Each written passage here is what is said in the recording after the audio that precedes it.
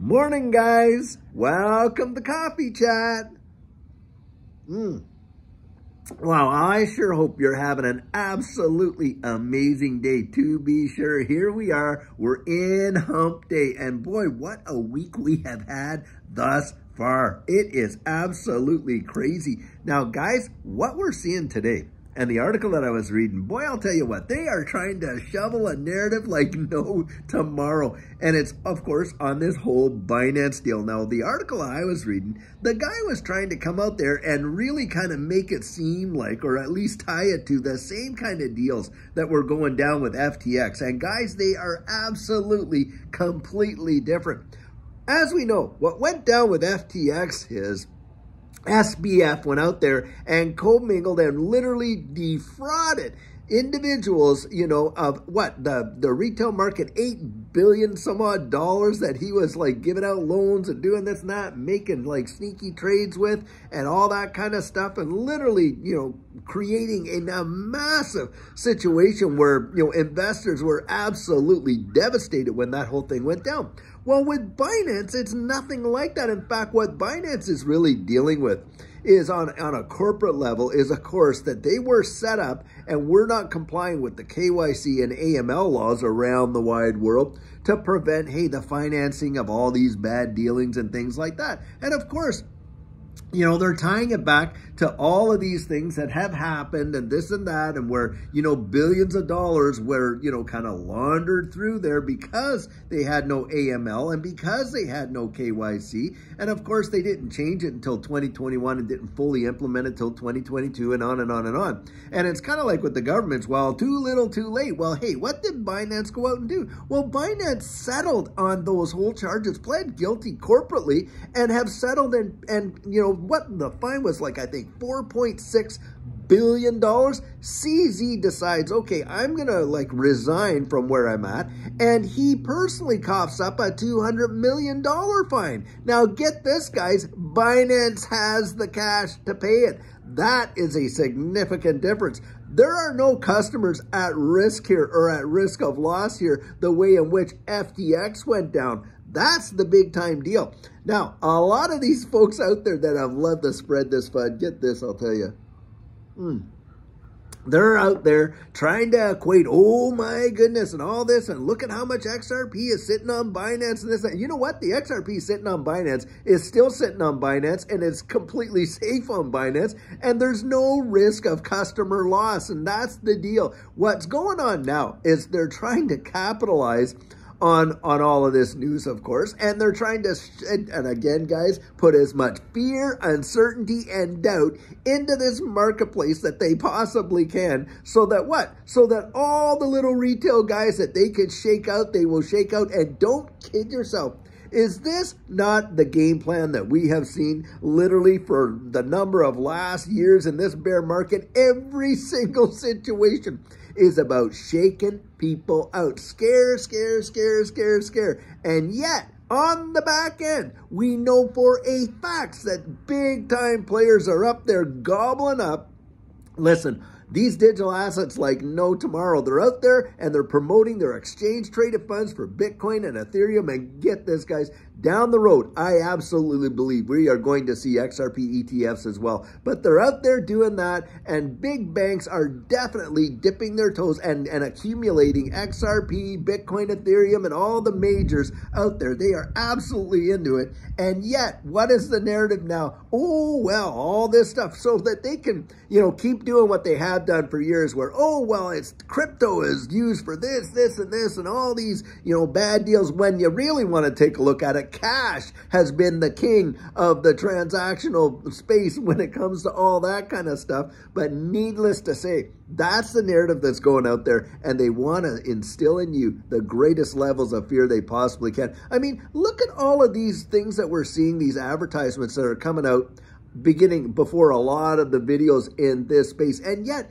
those are known frauds, and they allow them to exist, continue. They're not taken down, on and on and on. How many people have been genuinely burned by that?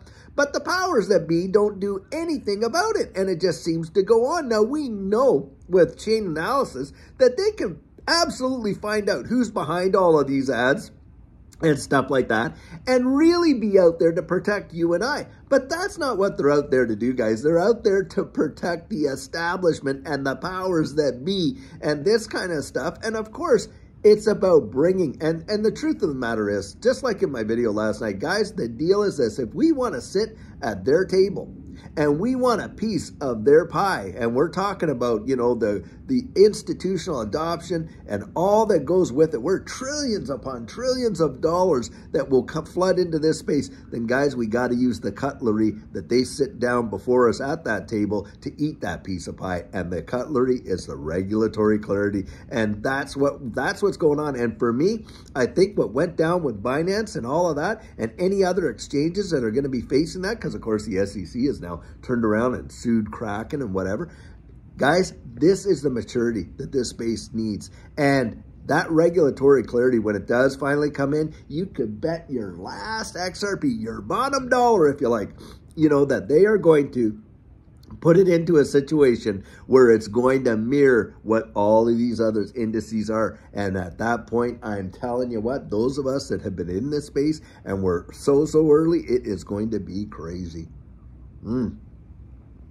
I think, guys, what we're about to see is literally going to absolutely shock most people, because the deal is this: they are trying to absolutely throw, like I said, this narrative out there that this is the Wild West out here and all this kind of stuff, which is truly hogwash, because you know what? There are a bunch of organizations in this space, Ripple being a primary one of them, that are working hand in glove with these major organizations in the world. You got the International Monetary Fund, the Bank of International Settlements, all of your central banks. Hey, they went in and they met with the SEC time and time again. And here we got XRP with the only digital asset in the United States with true regulatory clarity due to that decision that Judge Annalisa Torres gave, that XRP in and of itself is not a security. And then you watch the SEC with their interlocutory appeal go down the tubes as well. And on top of that, they dropped all the charges that they were leveling against Brad Garlinghouse and Chris Larson, boof,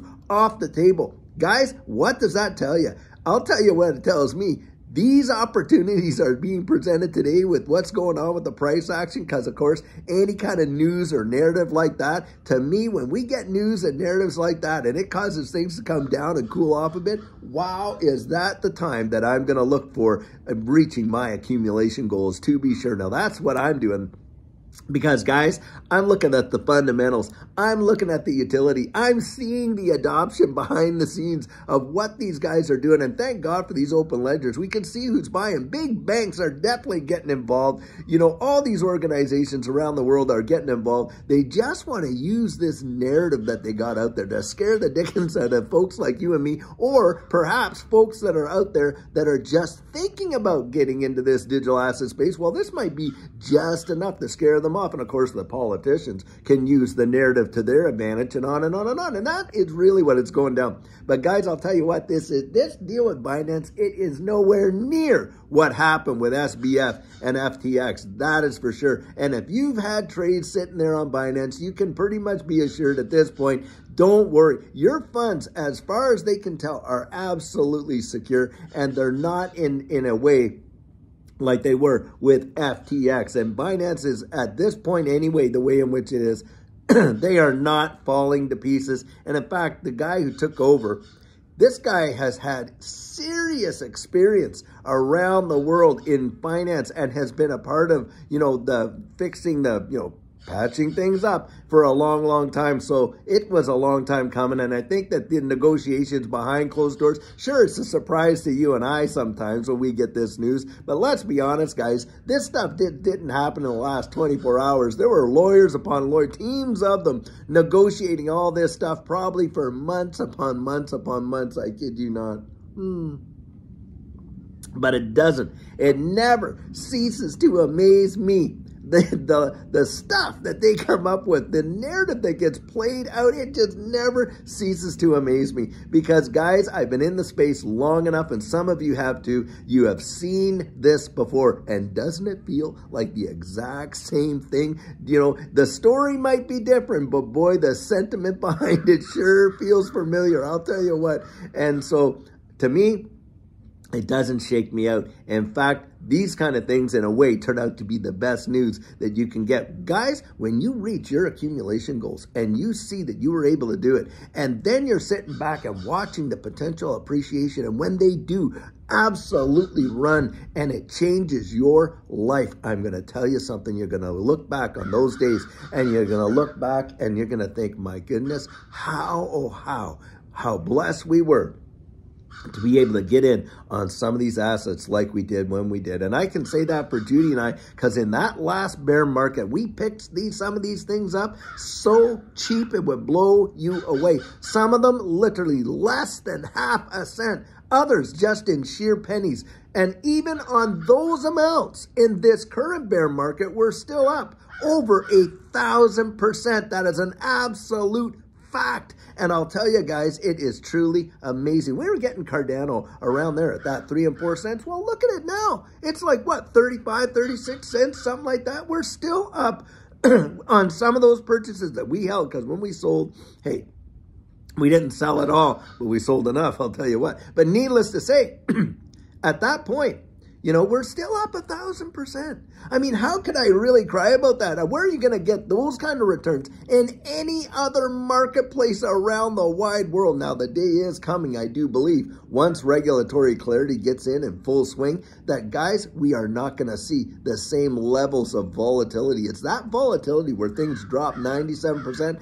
and then in the next bull run literally take off and blow the doors off the previous one. It's that volatility that presents us with the opportunities for life-changing wealth. And of course, there's risk involved. There's no guarantees. But look, we're in an asset class that is absolutely maturing and getting more and more and more institutional adoption. And what's going on right now with Binance? That's all a part of it, guys. They are lining up the cards so that they can play. And that's where it's going to go down. And we all can see it. Most of us have been here, can know it. And opportunity is how I, that is how I interpret it. And I don't give in to all of this kind of like nonsense and stuff like that, because I use my old being there. And that's what I'm encouraging you to do. Go out there, really research the application and the utility of this distributed ledger technology and these various assets. Get to know what they are. Forget about all the hype and the narrative, whether it's coming from me or anybody else. You go out and do it for yourself.